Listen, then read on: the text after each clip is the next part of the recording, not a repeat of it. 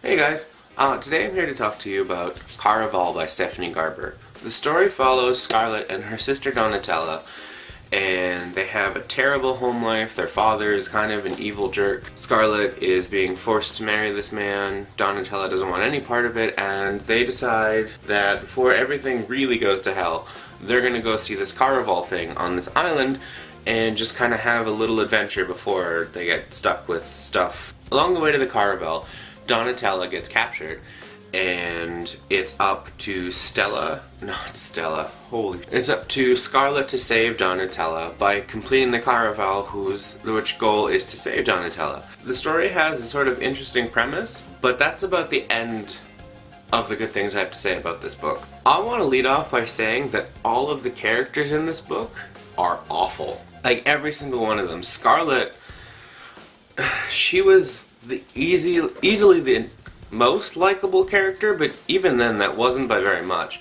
She was incredibly naive, and we kept getting told about how smart she was and how good she was at riddles and stuff like that, but she was so dumb. It took her so long to figure out any of these puzzles in the Caraval, and they're not even like real puzzles. It was kind of frustrating to sit there and read that. Her sister Donatella, she was just incredibly selfish and awful, and she only cared about herself. Julian, the love interest kind of thing, he was so inconsistent with his feelings and motivations. I mean, that sort of gets explained away at the end of the story, but like, leading up into that point, it's so irritating to read. All of the antagonists, the father, Legend, are so underdeveloped. They're just basically mustache-twirling cartoon villains, and it just, at no point in this book did I ever get sucked into the world and be like, yeah, let's go, let's see what's happening. It was a struggle to read the whole way through. The writing style of the book itself also made it really hard to get into it. This author has a really flowery, descriptive way of writing where she uses a lot of words to basically tell you nothing. There was a whole lot of sentences that were just like flowing with descriptors and all these other like metaphors and all this stuff, but it really added nothing to the story. It added nothing to the setting. It just kind of was like basically word vomit on the page. She used color a lot in describing things. Basically, these sentences would pop up a lot in the book, and they would every single one of them would be worded the exact same way. It made her feel this, or it looked like this color, and it was like this color, the color of blank and blank. The exact same sentence structure. It was like, it was the color of red, the color of rage and hostility, and it was the color of, like, green, the color of jealousy and this, and it was like, how many times am I supposed to read this exact same sentence in this book? And that being said, like, even with all these colorful descriptors and non-stop adjective onslaught, I never really got a proper sense for what the Caraval was, what its purpose even was. Like, it just seemed so underdeveloped that I just didn't care about it after a while. Like, I just didn't care. She made a couple references in the story as well to things that have happened in the story but weren't actually in the book.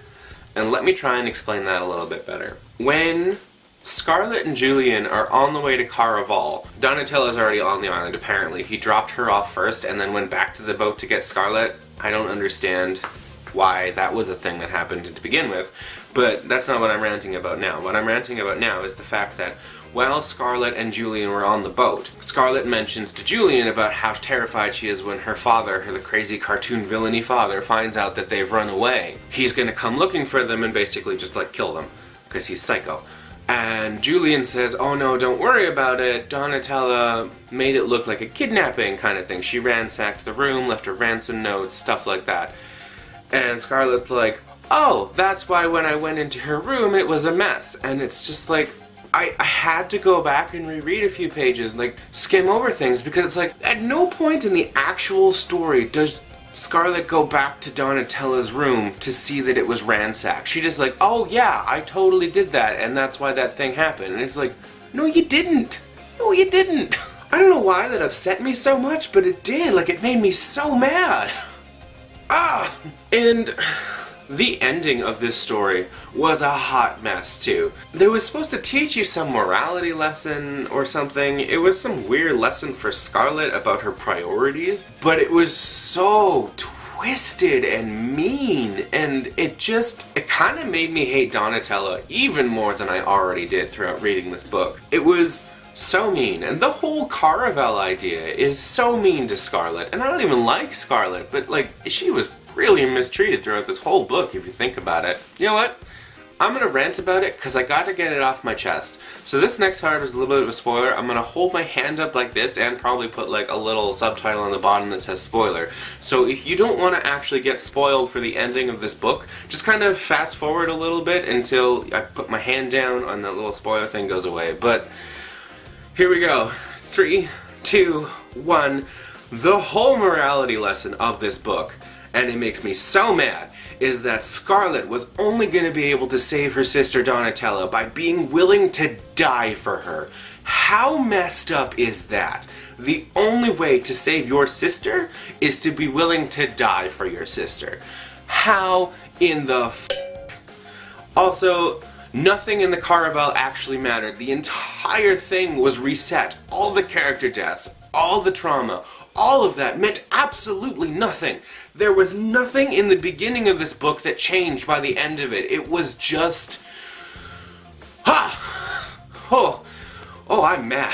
Okay. Whew.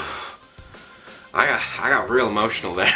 All of this being said, this is a duology, I think. This is the first book of it, obviously. The second book's coming out next year, I would assume.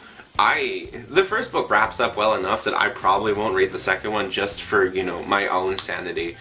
Or, you know what, maybe I will, and I'll just do another one of these hate reviews, because I hated this book. I hated it so much. It's so overhyped. Everyone seems to love it. It's got like this crazy rating on Goodreads. I watched some other reviews of this video, or of this book, and people seem to really enjoy it, and I don't understand. I cannot understand how people can stand by this book. I just don't get it. I'm tired now. I'm gonna go have a nap. I'm gonna go have a real angry nap. If this is the first video of mine you've ever seen, subscribe to the channel. I'm not usually this aggressively angry. If you enjoyed the video, share it, give it a thumbs up. Please share it, because I feel like my hateful opinion of this book needs to be spread a little bit so people don't get, like, distracted by the fact that everyone just gives it glowing reviews, because, like, it sucks. I'm sorry. I know she's the debut author and it's her first book, but this is trash. I've got links in the description below to my Goodreads and Twitter if you want to follow me on those, and I will see you with the next video, which hopefully is less angry than this one. Bye.